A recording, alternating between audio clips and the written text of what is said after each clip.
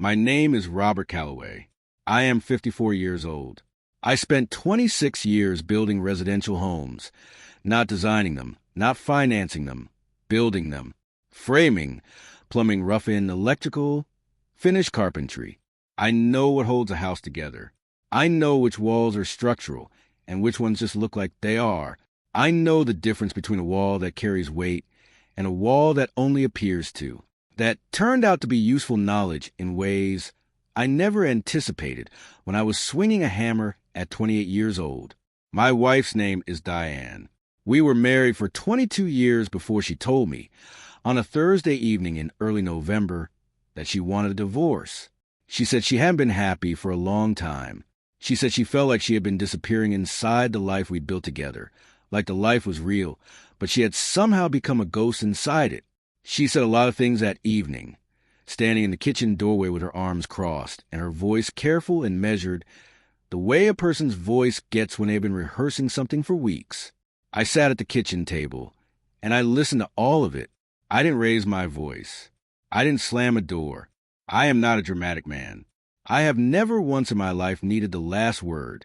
What I need is to understand the structure of the situation I'm in before I decide what to do about it. I nodded. I said I was sorry she felt that way. I asked if there was anything she wanted to talk through. She said no. She said her attorney would be in touch. She slept in the guest room that night. She was gone by the time I came downstairs in the morning. The coffee maker was on. She had made a full pot and left it for me, which I have thought about more than once since then. Diane moved in with her sister in Covington, Kentucky on November 14th. That was a Saturday, gray and cold, the kind of November day that doesn't pretend to be anything other than what it is.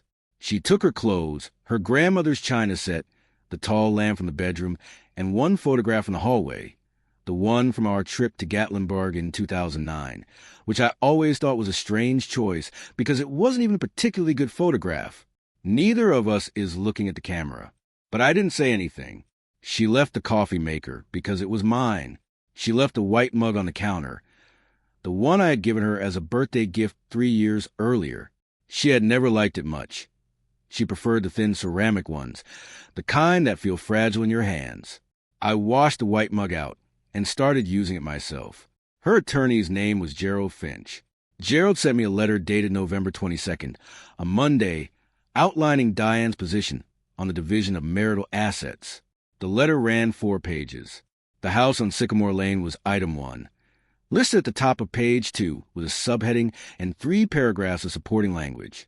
Diane's position, as Gerald articulated it, was that she had contributed equally to the upkeep and improvement of the marital home for 22 years and was therefore entitled to either half its appraised value upon sale or the property outright in exchange for releasing her claim against my pension and the joint savings account. I read the letter twice at the kitchen table.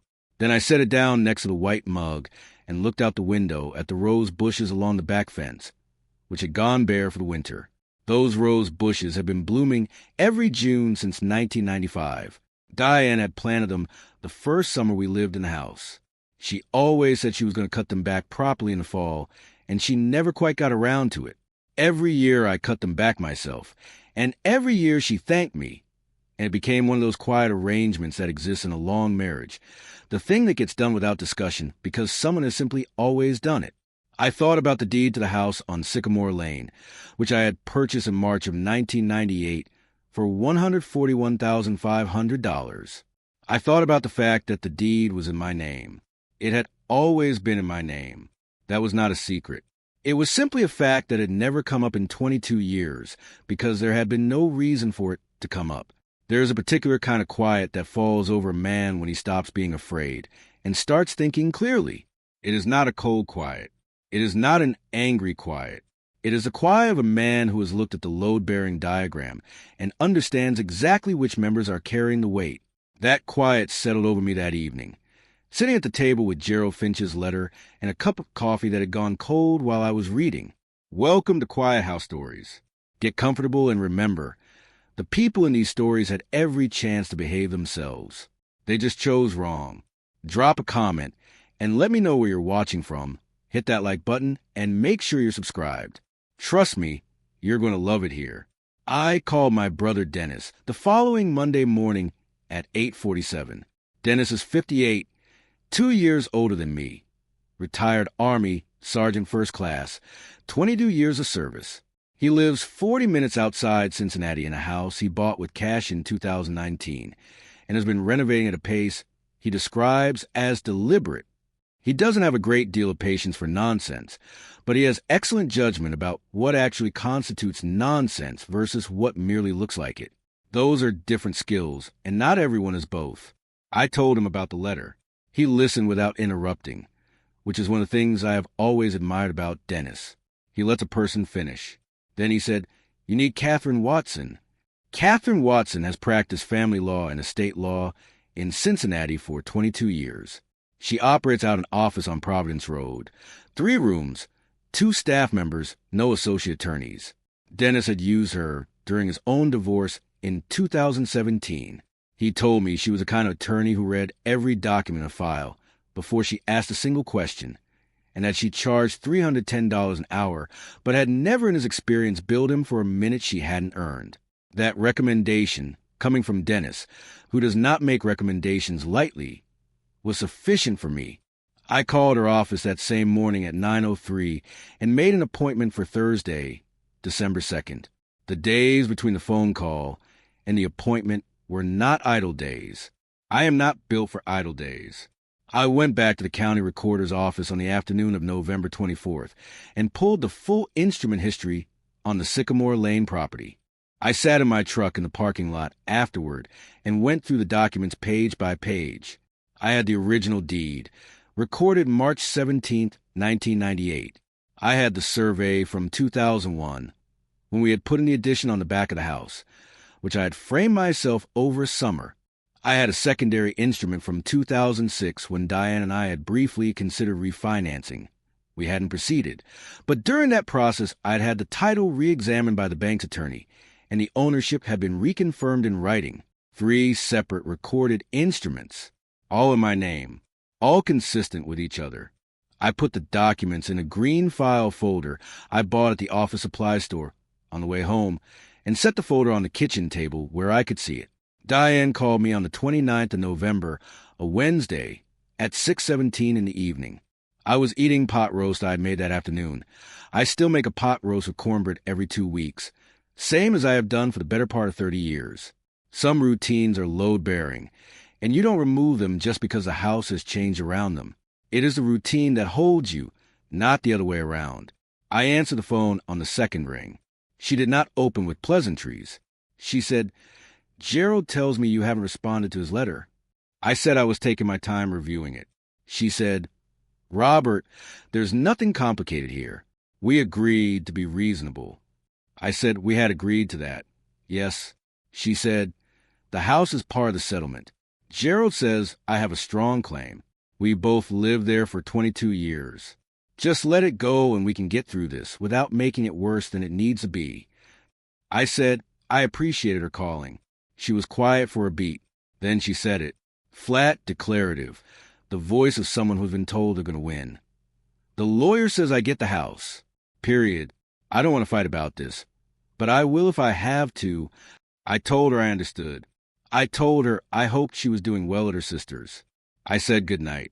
I set the phone face down on the table next to the cornbread. I sat there for a moment with the sound of the refrigerator and the neighbor's dog across the street, which barks at the same nothing at the same time every single evening. I have never once figured out what it's barking at. Then I picked up my fork and finished my dinner. I met Catherine Watson on December 2nd at 10 a.m. Her office was clean and organized in a way that tells you a person has been doing the same work for a long time, has eliminated everything that doesn't serve the work. 1 shelf of reference volumes, a desk with 2 document trays, a printer that didn't have anything stacked on top of it. She was 51 years old, wore reading glasses on a thin cord around her neck, and had the kind of handshake that doesn't make a production of itself. She had already pulled the deed on the Sycamore Lane property before I sat down. She said, "The deed is in your name only. Recorded March 17, 1998. That is a controlling document in Ohio for purposes of property ownership." I said I was aware of that. She said, "Did your wife's attorney pull the deed before sending his letter?" I said I didn't believe he had. She set the deed on the desk between us and put her reading glasses on and read 3 sentences from the recorded instrument. Then she looked at me over the glasses and said, "Mr. Calloway, your wife does not have a claim to this property as titled. She has a claim to equitable distribution of marital assets, which is a separate legal conversation, and which I will be happy to walk you through. But the house, as it is currently structured and recorded, belongs to you. There is something specific about hearing a professional say out loud the thing you believe to be true. It does not make you feel victorious. Victorious is a feeling for people who weren't sure. What it makes you feel is accurate. Those are not the same sensation at all, and in my experience, most people confuse them. I asked Catherine what she recommended. She walked me through the next steps over the following 47 minutes. I took notes on a legal pad in my drafting print. Small, even, precise letters, the way I have written everything since I was an apprentice, and my first foreman told me that illegible notes were the same as no notes. I left Catherine's office at 11:22 a.m. with a clear, itemized list, a signed retainer agreement, and a copy of 3 documents she had flagged for further review. I drove back to Sycamore Lane. I made a second pot of coffee. I sat at the kitchen table with the green file folder and the legal pad, and I went through my notes from beginning to end. Then I called Dennis. He said, "How is she?" I said, "Sharp, direct. She had the deed before I got there." He said, "Yeah, she does that." I asked him if he thought I was handling this correctly. He was quiet for a moment, which with Dennis means he is actually thinking about the question rather than reaching for a reassuring answer. He said, "You're not being unreasonable. You're not being vindictive. You're just finding out what's true and acting on it. That's what you've always done." He paused. "Diane knows that about you. It's one of the things she always said she admired about you." I didn't have a response to that. We talked for a few more minutes, and then I thanked him and we said goodbye. I sat at the table a while longer after that. The afternoon light was moving across the kitchen floor the way it does in December, low and direct, reaching further into the room than it does in summer. I had laid that floor in the fall of 2004. Engineered hardwood, 4-inch planks, nailed down installation. I had done it over 3 weekends while Diane visited her mother in Columbus. She had come home Sunday evening and stood in the kitchen doorway and looked at it for a long time without saying anything. Then she said, "It's beautiful, Robert." That was it. That was all she said. The weeks between December 2nd and January 14th were quiet weeks. I drove to Catherine's office on December 18th for a second meeting, and again on January 7th to review the supplementary documentation I had gathered from the recorder's office. On the evenings I was home, I sat at the kitchen table with the green file folder and the legal pad, and I worked through things methodically, not obsessively. There is a difference. Obsessive is when you are afraid. Methodical is when you have decided. I want you to understand something about those weeks. I was not plotting. I was not sitting in the dark with the lights off, imagining how things would land. I was doing what I had done my entire working life. I was understanding the structure of the situation I was in completely and without illusion, so that when weight was applied, I would know exactly which members were carrying it and which ones were decorative. Patience is the only currency that matters in a long game. On the evening of January 14th, a Tuesday, I was sitting at the kitchen table with a cup of coffee and the legal pad at around 11:41 at night. The house was very quiet. The refrigerator ran. The neighbor's dog had been put to bed an hour earlier. The rose bushes were dark shapes beyond the kitchen window. I had built this kitchen. The finished carpentry, the cabinet faces, the crown molding, the built-in shelving along the east wall. I had done all of it myself in the summer of 2003 because the contractor I had hired to do the work had rushed the installation and the cabinet doors wouldn't hang right. I had pulled every door off, re-shimmed every hinge, rehung every door, and then done the trim work from scratch. It took me 6 days. Diane had brought me a sandwich at noon on the 3rd day and set it on the counter, without saying anything, and gone back upstairs. I sat at the table with my palm flat on the green file folder, not on the deed, just on the folder. I sat there for about 4 minutes. I was not thinking about strategy. I was not running through scenarios. I was thinking about 22 years in a house I had spent a significant portion of my adult life improving with my own two hands, and I was letting that thought be what it was without dressing it up or diminishing it. Then I finished what was left in the white mug, washed it out in the sink, and went to bed. Gerald Finch had apparently revised his understanding of the situation sometime between December 2nd and January 23rd, because when Diane called me on January 23rd at 4:44 in the afternoon, her voice had lost the declarative certainty it had carried in November. She said, "Your attorney contacted Gerald." I said that was correct. She said, "He says there's a deed question." I said Catherine would be happy to walk through the documentation with Gerald whenever he was ready. She was quiet. Then, "Robert, did you know about this the whole time? About the deed being only in your name?" I said I had known since 1998, because that was when I signed it. Another pause. Longer this time. She said, "Was this deliberate? Did you set this up somehow?" I thought about the honest answer to that. I said, "I went and found out what was true, and then I made sure it was documented correctly. That's all I did." She said, "Gerald should have pulled the deed before he sent that letter." I said that seemed right to me. She said she'd have him contact Catherine. She said she hoped we could still be reasonable about the rest of it. I said I hoped the same. After I hung up, I poured myself a glass of water and stood at the kitchen window for a few minutes looking at nothing in particular. The street was empty. A light was on in the Henderson's garage across the way. Roy Henderson, who restores old radios as a hobby and keeps hours that suggest he doesn't sleep much. I have always found something reassuring about that light. Someone else up late, working on something with their hands. I want to tell you something about Diane that I think is important, and that I did not understand fully until Catherine sat across from me in her office and explained what Diane's claim actually was and wasn't. Diane did not wake up one morning and decide to deceive me. I do not believe that. What I believe is that she had spent 22 years feeling like the house was as much hers as mine because she had lived in it and made a home and raised our kids inside it.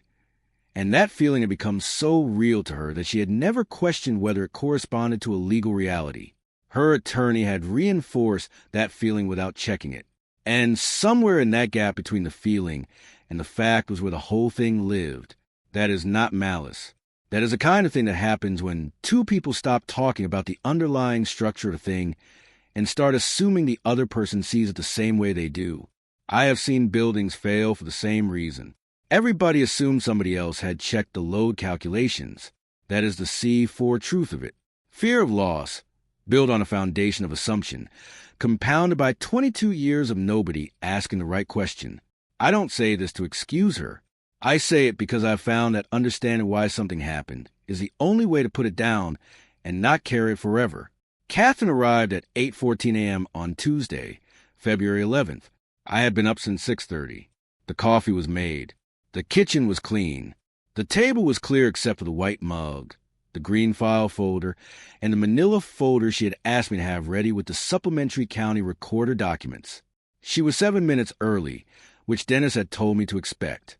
She drove a dark blue Accord, for years old, and she parked it exactly where I would have parked it, straight, close to the edge of the driveway, not blocking the garage.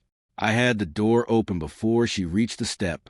She sat across from me and opened her case and took out 3 documents and set them on the table in a precise row, squared up at the top edge, in the way of someone who has been handling documents for 22 years and has long since stopped thinking about how she handles them. It is simply how documents are placed. The first was a deed, recorded March 17, 1998, Robert Earl Calloway, sole owner. The second was a supplementary title instrument from 2006, reconfirming sole ownership. The third was Catherine's summary filing, prepared January 8th, submitted to the family court on January 16th, outlining the full ownership history and the equitable distribution terms as she proposed them, along with documentation of Diane's claim and its legal standing under Ohio property law. She walked me through each document. I already knew every word on every page. I had read them each more than once. But there's a value to sitting across from a careful person and hearing them say careful things out loud. It makes the thing real in a different way than reading alone at the kitchen table at 11:41 at night makes it real. I signed where she indicated. My signature is not elaborate. It takes me about the same amount of time to sign my name as it does to print it. Catherine assembled the documents back into her case in the same precise way she had taken them out. She said, "This will be filed this afternoon. The court date is March 4th, but given the agreed terms on the remaining assets, I expect it will be administrative. You should have a finalization date within 3 to 4 weeks." I thanked her. I asked if she wanted coffee. She said she had another appointment at 9 o'clock on the other side of town. She stood and extended her hand, and I shook it. She said, "Mr. Calloway, you handle this well." She did not say it the way people say things to make you feel better. She said it the way my old foreman used to say when a pour had come out right. Not as praise, exactly, but as a professional assessment, a notation of quality. I walked her to the door. I watched the dark blue Accord back out of the driveway and turn left on Sycamore Lane and disappear. Then I went back to the kitchen. I poured a second cup of coffee. I stood at the window and looked at the rose bushes. They were still bare. It was only February, but the canes had some color coming back into them, the deep burgundy that precedes the first leaves by about 3 weeks. I know that because I've been watching those rose bushes for 27 years. I stood there for a while, not thinking anything in particular, just standing in my kitchen with a cup of coffee, in the house I had purchased in 1998 and spent 26 years improving with my own hands, feeling nothing more complicated than the specific weight of something that had been decided. Gerald Finch called Diane that same afternoon. I know this because Diane called me at 3:47 p.m. She said, "It's filed." I said I knew. There was a silence, not a hostile silence. Something more like the silence after a door closes, and the sound has gone out of a room. She said, "The house." I said, "Yes." She said, "Robert, And then she stopped. I waited. She said, "I thought I understood the situation." I said, "I know." She said, "Gerald should have." I said, "Yeah." Another pause. She said, "I hope you know I wasn't trying to take something that wasn't mine." I genuinely thought. I said, "I know that, Diane." And I did. That's the part that is hardest to explain. Maybe. I believed her. I believed that she had not been deliberately deceptive. I also believed that the deed said what it said, and that belief did not cancel the other belief. Both things can be true. In my experience, they usually are. She thanked me, which I wasn't expecting, for picking up the phone. She said she hoped the rest of the settlement could go smoothly. I said I hoped the same thing. We talked for another 9 minutes about 3 remaining items in the asset list, and by the end of those 9 minutes we had agreed on all 3 of them without raising our voices once. Then she said, "Take care of the rose bushes." I said I would. Sandra, Diane's sister, called me 4 days later on a Saturday afternoon. Sandra and I had always gotten along. She said Diane was okay, that she was getting through it, that she had started a new job in Covington that seemed to suit her. She said she thought I had been fair. I said I appreciated her telling me that. I asked her to pass along that I hoped Diane landed on her feet. I meant it. That is the thing I most want you to sit with, because I know it's not the ending people expect. I meant it without qualification. I did not feel triumphant. I did not feel vindicated in some theatrical sense. I felt the weight of 22 years, and I felt the specific sadness of a structure that you built carefully and watched fail anyway. Not because of bad materials, necessarily, but because somewhere along the way the load had exceeded what the design could hold. That is not nothing to feel. It is, in fact, quite a lot. Quiet men are not empty men. Simple is not small. The settlement was finalized on March 11th. Catherine sent the confirmation to my email at 2:09 p.m. I printed it, folded it once, and put it in the green file folder. I put the green file folder in the filing cabinet in the second bedroom. Then I went out to the garage and got back to work on the cabinet door I had been meaning to rehang since October. It was a door on the built-in shelving unit in the front room. One of the original hinges had been pulling out a frame very slowly over about 2 years, and I had been shimming it and telling myself I would fix it properly when things settled down. Things had settled down. I chiseled out the old mortises, set new hinges in fresh-cut pockets, drove the screws into solid wood. Then I hung the door and checked the swing. Full clearance, clean latch, no binding anywhere in the arc. I swung it 3 times just to confirm. 3 times is not excessive. 3 times is a number that tells you the result is repeatable. 6 months later, September, early on a Saturday morning, I was sitting in the porch chair on Sycamore Lane, the white mug in my hand, the coffee cooling faster than I wanted to, the way coffee does when the air has that first real bite of fall in it. The rose bushes were full and gone over, past their peak by about 3 weeks, the way they always are in September, the bloom spent and the canes starting to think about going dormant. I had cut them back properly in April, the way they should have been cut, and they had come in fuller for it. Dennis pulled into the driveway at 9:12, right when he said he would. He got his own coffee from the kitchen. He knows where everything is, and came out and sat in the other chair and didn't say anything for the first several minutes, which is his way and always has been. Then he said, "You okay?" I said I was. He said, "Really?" I held the mug with both hands. I looked at the roses. "It costs something," I said. "Even when it's right, it still costs something." He nodded. He looked at the yard. "Yeah," he said, "it does." We sat there for a good while after that without talking, which is one of the better things about having a brother who doesn't require you to narrate everything you feel. The morning light was doing what September morning light does in this part of Ohio, that pale, tired gold that arrives after summer has exhausted itself, and something quieter and more honest has taken its place. A cardinal landed on the fence post at the corner of the yard, sat there for about 4 seconds, and then left. I thought about the house, about what it had taken to build it into something worth fighting for, about the floor I had laid in 2004, and the kitchen cabinets I had rehung in 2003, and the addition I had framed over a summer, and the rose bushes I had been cutting back every fall since 1995. About 22 years of work done quietly, without speeches, without anyone keeping a formal count. There's a kind of peace that isn't the same as happiness. It doesn't have music. It doesn't arrive with any fanfare. It settles, the way a house settles, slowly, almost imperceptibly, each member finding the position it was always going to find once the load was properly distributed. You don't notice it happening. You just notice one morning that the floors no longer creak the way they used to. I was not the man I had been in November. I was not lesser for it. I was not greater. I was just accurate. I knew what I had built. I knew what I had lost. I knew what remained. That is, in the end, the only thing any of us can really know with certainty. The work, the knowledge, the quiet. If you enjoyed this story, join our community by hitting that like button and subscribing for more real, raw, and family-centered stories. And as always, thank you for being a part of Quiet House Stories.